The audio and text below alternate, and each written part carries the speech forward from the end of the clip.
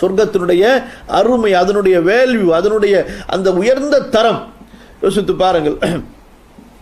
ஒருவர் இந்த 7 கண்டங்களை உடைய இந்த உலகத்திற்கே ஒருவர் அதிபதியாகிவிட்டார். அதாவது அவர் ஒருத்தருக்குத்தான் இந்த உலகத்தில் உள்ள எல்லாமே சொந்தம். இந்த உலகத்துடைய மக்கள் எல்லாம் அவருக்கு அடிமையாக இருக்கிறார்கள்.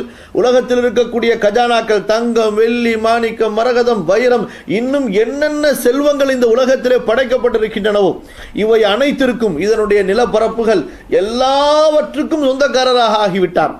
எவ்வளவு பெரிய பணக்காரராக இருப்பார் யோசித்து பாருங்கள்.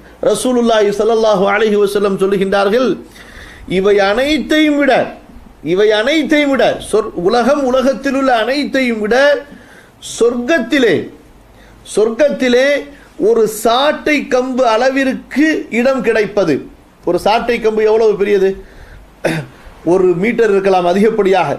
மாடுகளை ஆடுகளை ஓட்டக்கூடியவர்கள் பயன்படுத்தக்கூடிய அந்த ஒரு சாட்டை கம்பு 1 மீட்டர் அதிகப்படியாக, அந்த 1 மீட்டர் அளவிற்கு சொர்க்கத்தினுடைய இடம் இந்த உலகத்தில் உள்ள அனைத்தை விட சிறந்தது. மௌதுஉ சௌத்தின் ஃபில் ஜன்னah கைரும் மினத் துன்யா வமா அலைஹா.